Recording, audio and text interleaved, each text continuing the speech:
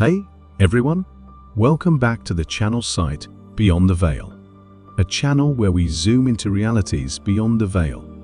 If you're new here, hit that subscribe button and turn on notifications so you never miss an eye-opening biblical revelation. Today, we're diving into the story of Job as narrated in the ancient book of Jasher, a lesser-known but fascinating account that gives us deeper insights into Job's trials, faith, and ultimate restoration. Stick around, because this one is truly mind-blowing. Job had a large family, 7 sons and 3 daughters, and was well respected in his community. He was a man who lived in peace with those around him, offering wisdom and help to anyone in need. His riches came not just from his flocks and herds, but from his righteous deeds and the way he treated others. But then, something unimaginable happened. In the heavens, a conversation took place. Satan, the accuser, stood before God, questioning Job's devotion. And God said to Satan, "Have you considered my servant Job? There is none like him on earth, a man who fears God and shuns evil." Then Satan answered God and said, "Does Job fear God for nothing? Have you not put a hedge around him? Take away his blessings, and he will curse you to your face." So God allowed Satan to test Job, but with one condition: Job's life would be spared. Satan was given permission to strip Job of his wealth, his health, and even his children. One by one, Job's world unraveled. His cattle were stolen, his servants were slain, and worst of all, his children perished in a storm that collapsed their house.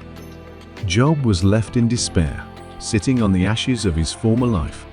In his grief, Job was visited by 3 of his closest friends, Eliphaz, Bildad, and Zophar. They came to comfort him, but instead of offering sympathy, they began to accuse him.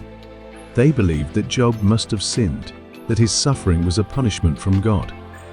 Then came the accusing voice of Eliphaz. "Job, you must have done something wrong.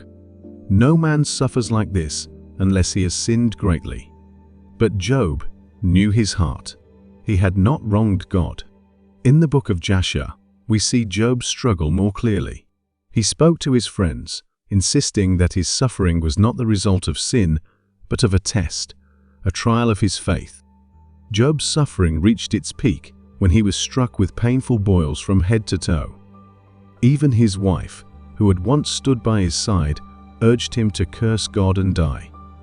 Then the wife of Job came, "Why do you keep your integrity? Curse God and die, for your suffering is too much to bear." But Job remained steadfast. He refused to curse God, even in his darkest moments. He knew that his Creator was just, even if he could not understand the reason for his suffering. And then, after all the trials, God spoke. From the whirlwind, God answered Job, not with simple explanations, but with a display of his power, wisdom, and authority over the universe. Then God spoke out, "Where were you when I laid the foundations of the earth? Tell me, if you have understanding." God reminded Job of his greatness, and Job, humbled, acknowledged the limits of his understanding. In the end, God restored Job's fortunes. His health was restored, and his family was blessed once again, even more abundantly than before. Job's faith, tested by fire, had been refined. His story is not just one of suffering, but of unwavering trust in God's goodness, even in the face of incomprehensible pain. In the book of Jasher, Job's life stands as a powerful testimony to the faithfulness of God and the strength of a righteous heart.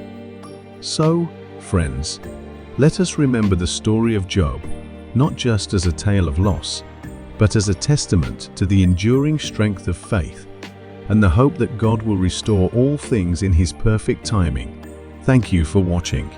If this story of perseverance and faith has touched your heart, please like, share, and subscribe for more stories of inspiration. And, as always, remember to trust in God's plan for your life. If this message blessed you, hit that like button, subscribe for more faith-based content, and share this with someone who needs encouragement today.